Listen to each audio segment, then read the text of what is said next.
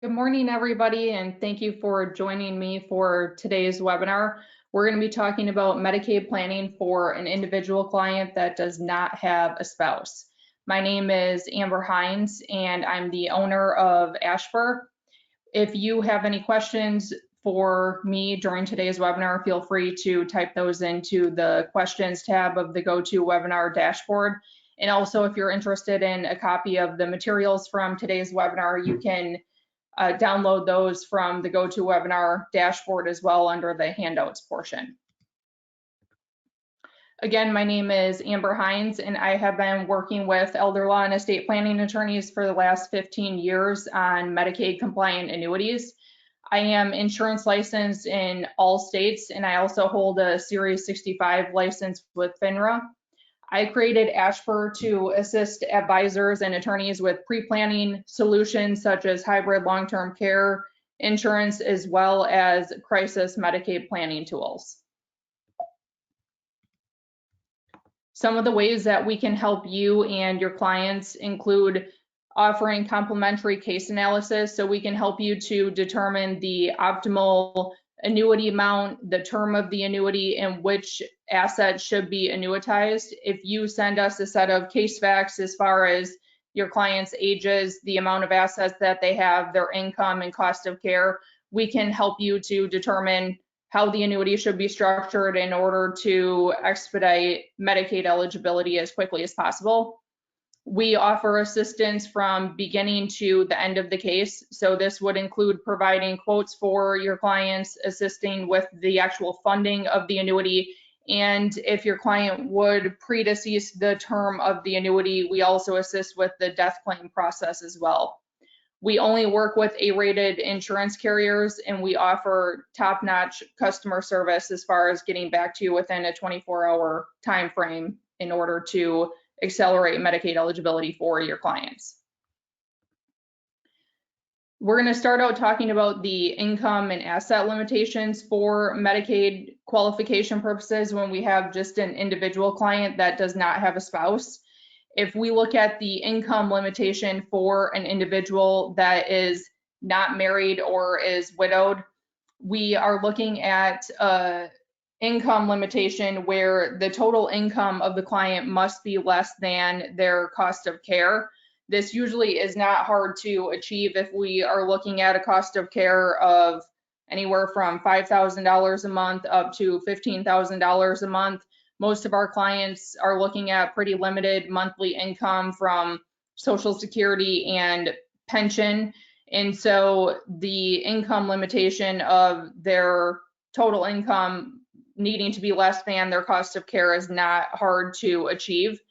There are some states that are considered to be income cap states, and if you reside in one of those states, then you may need to set up a qualified income trust or a Miller trust in order to meet the income limitation for the client. On the side of the asset limitation, most states will only allow a Medicaid applicant to keep no more than $2,000 of assets in their name and still qualify for Medicaid. When we're looking at assets, this generally is going to include checking, savings, investment accounts, IRAs in some states. If your client has a tax deferred annuity that has a surrender value, all of those accounts would be added up in order to determine the assets that that client owns. And if we have just an individual client, then we would need to get them spent down to $2,000 or less in order for Medicaid to start paying. This number does vary slightly depending on the state. Some states do allow for a little bit more than the $2,000 asset limitation, but $2,000 is going to be the most common number that is used for asset limitations.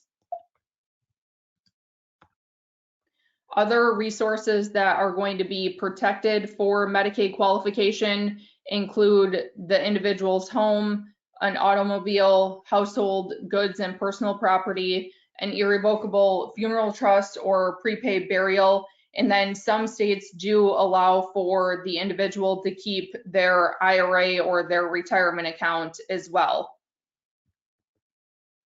If your Medicaid client does have excess resources that they are trying to spend down in order to become Medicaid eligible, we would develop a Medicaid eligibility plan, which can include increasing or improving non-countable assets. So if there are home improvements that need to be made, or if the individual needs a new car, we can convert excess resources into non-countable assets by making home improvements or purchasing a new vehicle for the client. Also, we can purchase prepaid burial policies or prepaid funeral policies for the Medicaid applicant. We can pay off credit cards, mortgages, and other debt if that is something that your client has. And then if there are excess resources after all of these items are paid, we can look at purchasing a Medicaid compliant annuity that complies with the Deficit Reduction Act of 2005.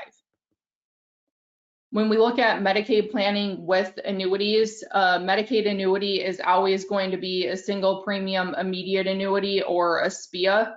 It's never going to be a tax deferred annuity. A tax deferred annuity is always going to be considered an asset for Medicaid qualification purposes because there is a surrender value that the client can access. And so a single premium immediate annuity is going to be a contract that is issued by an insurance company that's used to convert excess countable assets into an income stream. Once a SPIA is annuitized, it no longer has any cash surrender value, so it is simply an income stream once it has been annuitized because the individual cannot access the cash surrender value out of an immediate annuity. As a result of the Deficit Reduction Act of 2005, immediate annuities have to meet very strict requirements, which we're going to go over next. And even though there's hundreds of insurance companies out there that offer single premium immediate annuities, there's less than 10 insurance companies that offer a Medicaid compliant annuity that's going to meet all of the requirements of the Deficit Reduction Act of 2005.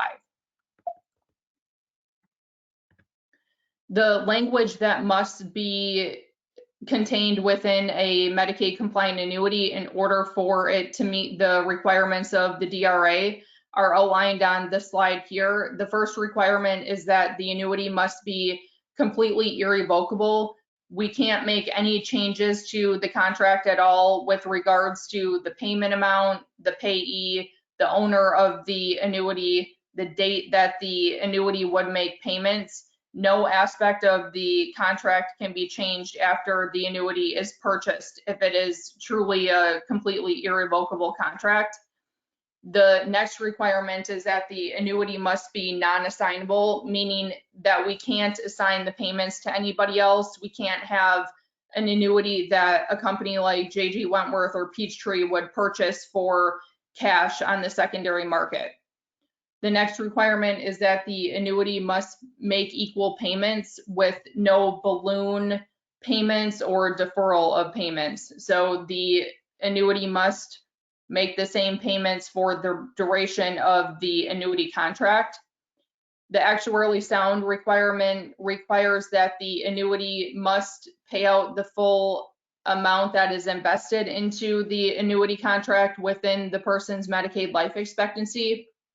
We can structure the annuity so that it's shorter than the person's life expectancy, but we cannot exceed what their Medicaid life expectancy would be. And then the final requirement is that the state Medicaid agency must be named as a remainder death beneficiary on the contract if the owner would predecease the term of the annuity contract.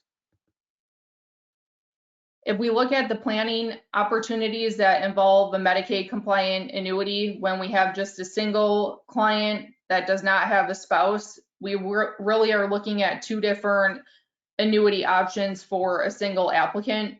The first option would be to implement a gift and annuity plan, and the second option would be to implement a standalone Medicaid compliant annuity plan.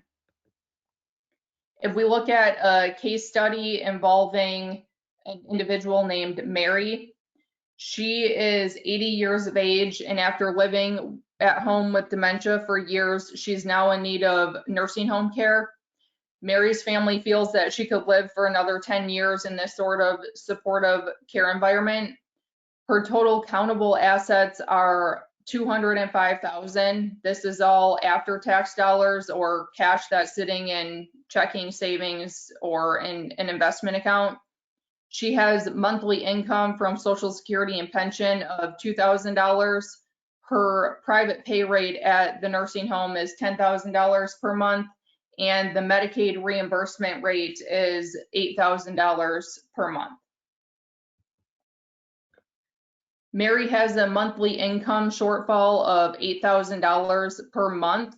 If we look at the fact that the nursing home is charging her $10,000 per month and she only has $2,000 from Social Security and pension, she is short every single month $8,000. So she would be dipping into her checking or savings account at a rate of $8,000 per month if she does nothing at all.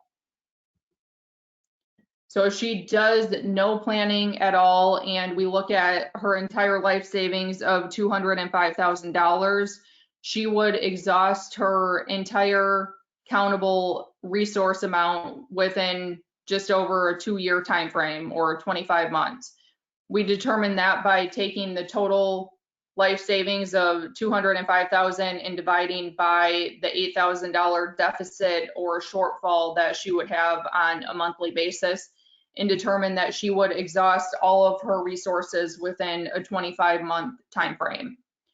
Because Mary's family anticipates that she could live for many more years, doing no planning at all is not really a great option for Mary or for her family. The first option is going to be to implement a gift and annuity plan. The gift and annuity plan allows a single Medicaid applicant to make an immediate wealth transfer or a gift to his or her intended beneficiaries, and allows the Medicaid applicant to qualify for Medicaid after the ineligibility period is expired. The penalty period would be associated to making a gift or a transfer within the 60-month Medicaid look-back period. As a result of the Deficit Reduction Act, in order for a single Medicaid applicant to start a penalty period, the requirement is that the Medicaid applicant must be income and asset eligible. So we like to think about the assets of the client going into one of the 3 following buckets of money. The first bucket is going to be that the client is able to keep $2,000 or less of resources. The next bucket of money would be that the client makes a gift of part of the assets. And then the final bucket would be that the client purchases a Medicaid compliant annuity. Step 1 in determining the gift and annuity strategy for a client would be to figure out what the income shortfall is on a monthly basis. We determined this to be $8,000 per month by subtracting the monthly income of $2,000 from the cost of care at $10,000 per month. Next, we're going to determine the burn rate of the assets, and this is going to be determined by taking the income shortfall of $8,000 per month and adding that to the divestment penalty divisor of $10,836. The total burn rate in this case is going to be $18,836. The divisor amount of $10,836 is a state-specific number, and this is a number that Medicaid uses to calculate the penalty or ineligibility period that is resulting from making a gift or a transfer within the 60-month Medicaid look-back period. The penalty divisor is supposed to be the number that Medicaid deems to be the average cost of 1 month in a nursing home in your state. So this is going to vary depending on where you are located. So a state like Texas, where the cost of care is pretty low, is going to have a smaller divestment penalty divisor than a state like New Jersey or Pennsylvania, where the cost of care is higher than Texas. If you're interested in finding out what your state uses as far as the divisor, you can either find that number in your state Medicaid manual, or our website, ashford.com, has a list of all of the divisor amounts as they currently are in your state. The next step in determining the gift and annuity plan would be to divide the burn rate that we just determined at $18,836 by the spend down amount, or the total assets of the client of $205,000. We determined that the term of the gifting plan is going to be 10.88 months. The gift amount is determined by taking the term of the plan of 11 months and multiplying that by the divisor of 10,836. And we determined that Mary is able to make an immediate gift of $119,196.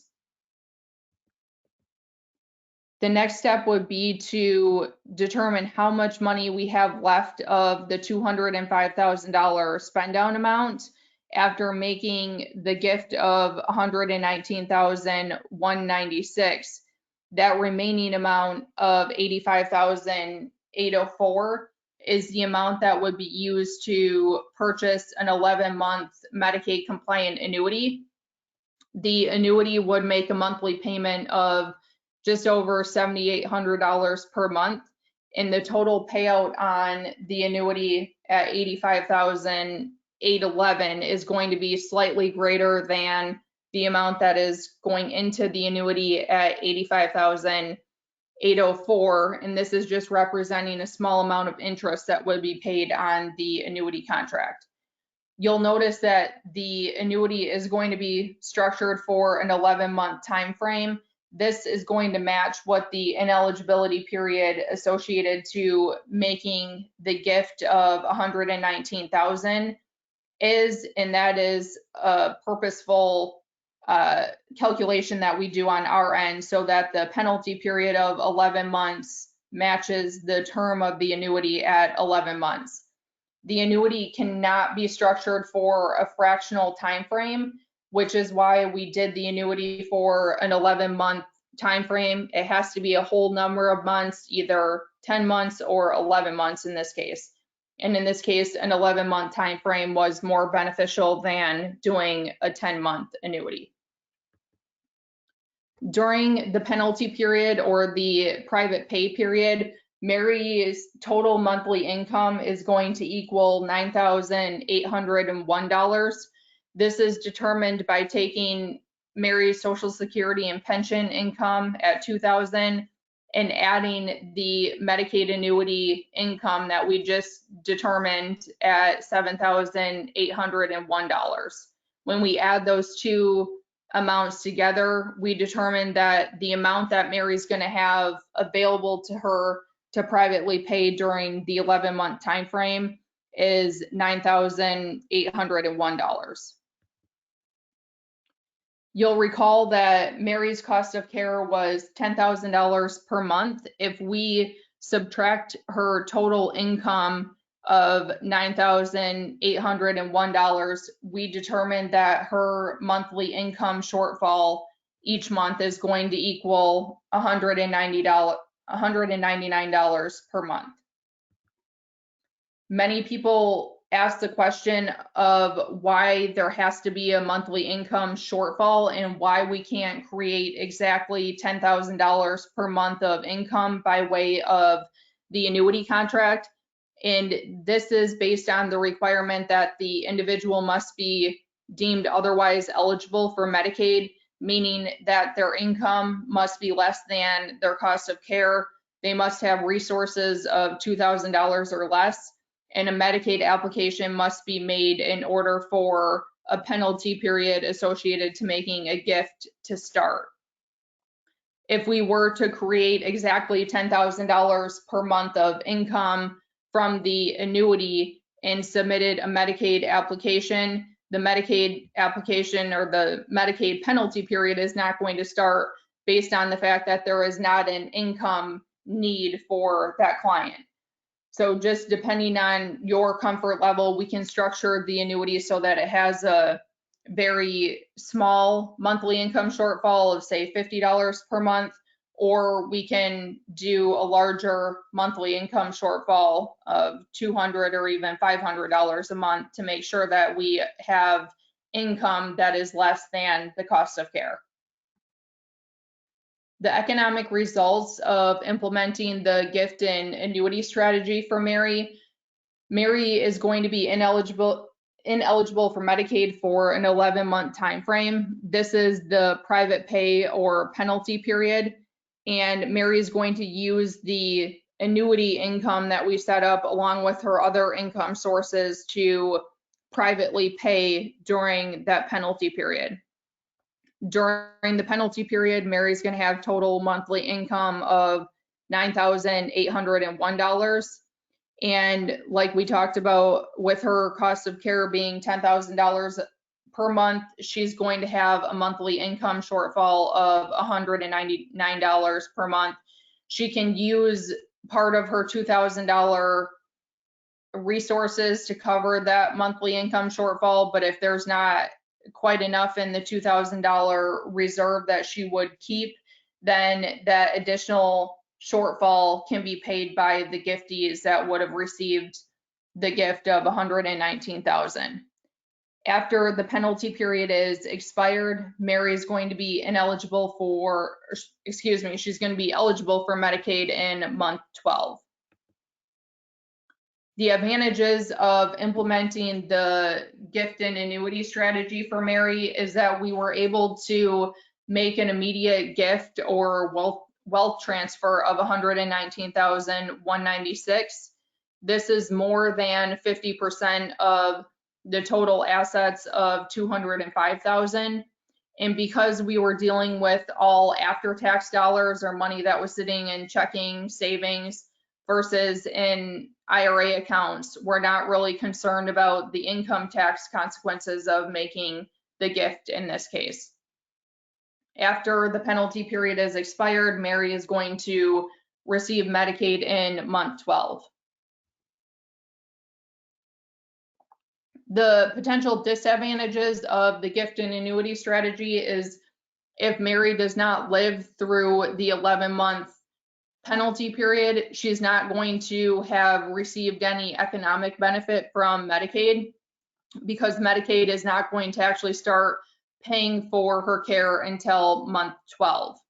So like in all cases, life expectancy is always going to be a factor, which is the biggest indicator as to whether it's beneficial to proceed with option number 1 or option number 2, which we're going to talk about. If we assume that Mary passes away 6 months after the Medicaid compliant annuity is purchased, many people wonder what happens to the Medicaid compliant annuity. The state Medicaid agency was listed as the primary beneficiary of the annuity, but only to the extent that they provided Medicaid benefits. So in a case like this where the annuity is structured for an 11-month time frame, if the annuity owner passes away 6 months into the annuity contract, even though the state is listed as a beneficiary, we would contact the state Medicaid agency and just obtain a clearance letter that indicates that the state did not provide any Medicaid benefits on behalf of this client. And once we receive that letter from the state, then the insurance company is going to pay out the contingent or secondary beneficiaries. In most cases, it's going to be children, a family friend, or a trust that would be listed as the secondary or contingent beneficiaries, and they're going to receive anything that is remaining in the annuity contract. If we assume that Mary passes away 12 months after the annuity is purchased, what happens to the annuity contract in this case? Nothing is going to happen in the case where the annuitant passes away 12 months after the annuity is purchased, because in this case, we only had an 11-month annuity. So if the person passes away after the annuity is done paying out, the state being listed as a beneficiary doesn't have any impact on this contract either, because the annuity would have been paid out within 11 months. And so Mary passing away in month 12 is not going to have any impact on the annuity that we set up. The time frame for establishing a gift and annuity plan: first, we're going to have the Medicaid applicant make a gift, purchase the annuity to cover the penalty period, and then apply for Medicaid. This is usually all done within the same month, and we do this again to establish that the Medicaid applicant is otherwise eligible for Medicaid, but for the fact that they have made a gift or a transfer. Next, we're going to, once the Medicaid application is submitted, Medicaid is going to come back with a penalty period determination. They are going to indicate that Mary is ineligible for Medicaid for this 11-month time frame. We're going to use the annuity payments to privately pay during the penalty period. And then finally, after that penalty period is expired, the individual is going to be Medicaid eligible after that required private pay period. If we look at an alternative scenario of Mary having a limited life expectancy, the first scenario assumed that her family believed that Mary was going to live for another 10 years. But if we assume in our second scenario that Mary's family doesn't anticipate that she'll live for more than 12 months, then instead of doing a gift and annuity strategy for Mary, we may consider doing a standalone Medicaid compliant annuity plan based on her limited life expectancy. The goals of a standalone Medicaid compliant annuity plan would be to obtain immediate Medicaid eligibility without gifting any assets or incurring a private pay penalty period in this scenario. We're going to take advantage of the Medicaid reimbursement rate at the facility versus paying the full private pay rate of $10,000 per month. And finally, we're going to create a wealth transfer to Mary's family after Mary passes away. If you recall, if Mary does no planning at all, she's going to exhaust her entire life savings of $205,000 within a 25-month time frame. So instead, we're going to eliminate the excess resources or the spend down amount of $205,000 by purchasing a Medicaid compliant annuity for Mary. Mary is going to be the annuity owner, the annuitant, and the payee of the contract. And at 80 years of age, Mary's Medicaid life expectancy is just over 9.5 years or 116 months. Medicaid compliant annuities can only be structured for a whole number of months like we talked about. So in this case, 116 months is going to be the longest time frame that we could purchase the annuity for Mary. If we structure the $205,000 of total assets over her Medicaid life expectancy of 116 months, the annuity is going to make monthly payments of $1,775 per month, and the total payout again is going to be just slightly greater than the amount that is going into the annuity contract.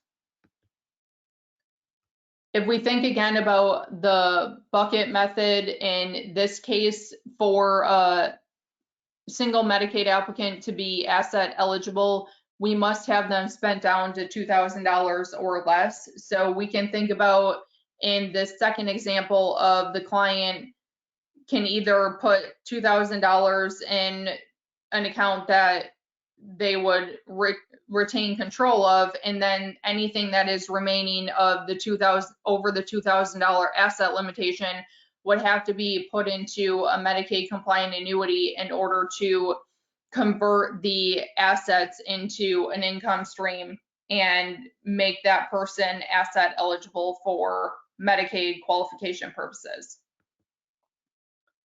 Once we have converted Mary's countable resources of $205,000 into a Medicaid compliant annuity, we're able to obtain immediate Medicaid eligibility for her, and we're able to reduce Mary's copay to the nursing home to $3,725 per month.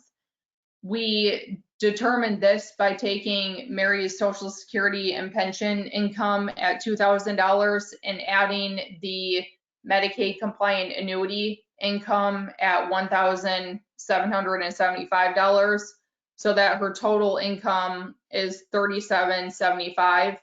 We would then reduce that total income by Mary's personal needs allowance of around $50 per month, and determine that her liability to the nursing home or to the facility is going to be $3,725 per month. This is determined by knowing that once we have converted the countable resources of $205,000 into an income stream, we know that all of the income while Mary is on Medicaid is going to go towards her cost of care or towards her liability to the facility. By obtaining immediate Medicaid eligibility for Mary, we were able to save the family around $6,300 per month. They were paying $10,000 per month for her care, and by subtracting out Mary's liability to the facility at $3,725, we determined that the monthly savings are $6,275 each month. If we assume that Mary passes away 6 months after the annuity is purchased, you'll recall that the state Medicaid agency must be listed as the primary beneficiary to the extent that Medicaid benefits are provided.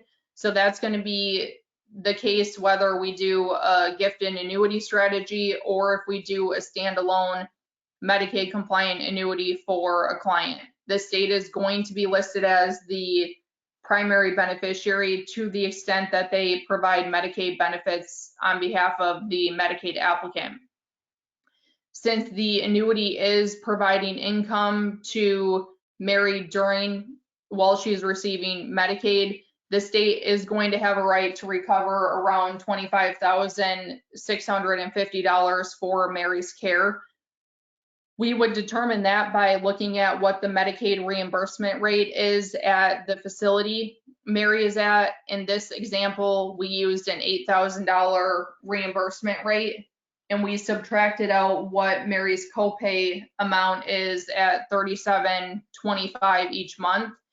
And we would determine that Medicaid is paying on a monthly basis $4,275. We would then multiply that by the 6-month time frame that Mary was alive and receiving payments from Medicaid to determine that Medicaid would be owed $25,650 after Mary has passed after a 6-month time frame.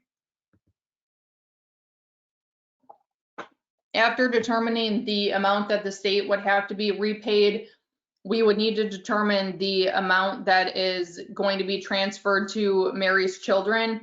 We're assuming that Mary's children are going to be listed as the secondary or contingent beneficiary on the annuity. So we start out with the single premium annuity amount at $205,000. We would subtract out the annuity payments that Mary received during her lifetime.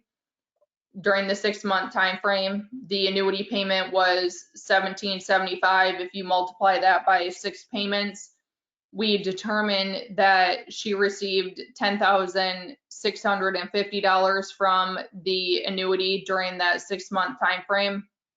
And then we would also need to subtract out the amount that is going to be paid to the state because they're listed as the primary beneficiary at $25,650. when we subtract out those numbers from the 205,000, we determine that Mary's children will receive $168,700 in this case, if we assume that Mary passes away 6 months after the annuity is purchased. The advantages of the standalone Medicaid compliant annuity plan is that we were able to achieve immediate Medicaid eligibility for Mary by converting the excess resources into an income stream by way of the annuity. There's not any private pay or penalty period in this second scenario because we didn't make a gift or a wealth transfer in the second situation. So we were able to obtain an immediate savings of $2,000 per month. And this is going to be the difference between the family privately paying at $10,000 a month versus the Medicaid reimbursement rate at $8,000 per month. We were able to make a wealth transfer of $168,700 to Mary's family. And if you recall, under the first scenario where we did a gift in annuity strategy, the gift amount to Mary's children was $119,196. So in this case, the wealth transfer is actually greater by doing the standalone Medicaid compliant annuity versus doing the gift in annuity strategy, where the children would receive a gift of $119,196 versus $168,700. The potential disadvantages of the standalone annuity plan would be that if Mary lives for a longer time frame than what we initially anticipated, the wealth transfer or the amount that is remaining in the annuity contract after Mary passes away is going to be reduced according to how long Mary lives. As Mary lives for a longer period of time, the amount of the annuity payments are going to be greater, and also the amount that the state would be owed after Mary passes away is going to increase the longer she lives as well. So both of those items are going to reduce the net amount that the children would receive under this second scenario if Mary lives for a longer period of time than what we initially anticipate. If we anticipate that Mary is going to live for an extended period of time, it is better to proceed with the first option with the gift and annuity strategy. And it's important to know what the Medicaid reimbursement rate is in the facility or in the state that you're working in. Some states do have rate equalization, which means that the private pay and the Medicaid rates are going to be the same. So in that scenario, if you're not actually receiving any type of incentive or savings by using the Medicaid reimbursement rate, then it's going to be harder to justify doing the standalone Medicaid compliant annuity versus the gift and annuity strategy. If we assume instead of Mary passing away after a 6-month time frame, she passes away 12 months after the annuity is purchased, we can see that the amount that the state would be entitled to recover is going to increase. The $8,000 Medicaid reimbursement rate at $8,000 per month, after subtracting out what Mary's copay amount is at $3,725, the amount that's paid by Medicaid on a monthly basis is the same at $4,275, but then we would be multiplying that number by a 12-month time frame to determine that the state would have a right to recover $51,300 for Mary's care because they are the primary death beneficiary on the annuity contract. If Mary passes away 12 months after the annuity is purchased, we again would determine how much is going to be transferred to Mary's children. We start out with the same annuity single premium at $205,000. We subtract out 12 monthly payments of $1,775 to determine that the annuity made $21,300 worth of payments. And also we would subtract out the $51,300 that is owed to the state for them being the primary beneficiary. And we determined that Mary's children are going to receive $132,400.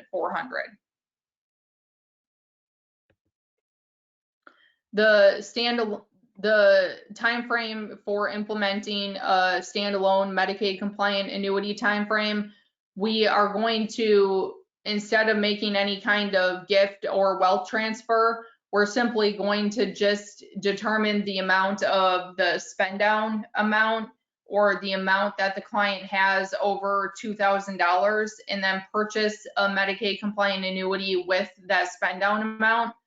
By converting the excess resources into a Medicaid compliant annuity, we're able to obtain immediate Medicaid eligibility for that client. So we would submit a Medicaid application after the annuity is purchased and obtain immediate Medicaid eligibility without any kind of private pay or penalty period when we're dealing with just a standalone annuity plan. Which option is going to be better for your individual client, option 1 or option number 2? You'll see that the Medicaid applicant's anticipated longevity is really going to dictate which option is better for the client. If we anticipate the client living for an extended period of time, then option number 1, where we're making a gift and incurring a penalty period and achieving Medicaid eligibility after that penalty period has expired, is going to be better than option number 2, where we're doing just a standalone Medicaid compliant annuity and the state is going to have a right to recover under that second option. It's important to know what the Medicaid reimbursement rate is at the facility or in your state in order to determine whether it makes sense to proceed with option number 1 or option number 2. And then finally, if a Medicaid applicant lacks capacity and the POA documents don't allow the Medicaid applicant to make any kind of gifts where we can't proceed with option number 1, then we may consider option number 2 as an alternative in order to obtain immediate Medicaid eligibility for that client. And I know I covered a lot of information in a short period of time here, so I'm going to see if anybody has any questions for me before I close out the webinar.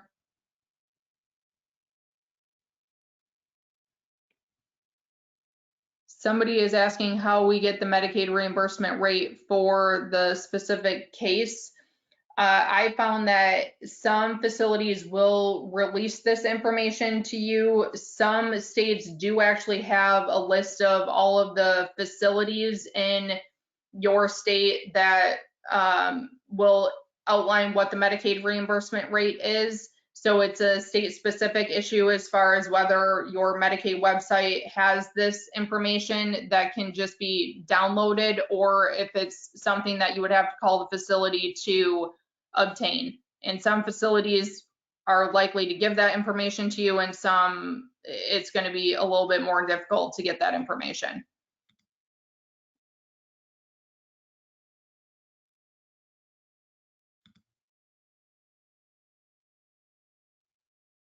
Somebody is asking if the client does not have children, can the gift be made to anyone versus being made to the children? Yes, the gift could be made to people other than children. It could also be made into a trust if depending on the amount of the gift or the wealth transfer. So that's something that we see often, is that the gift is made into an irrevocable trust versus made outright to children or to individuals directly.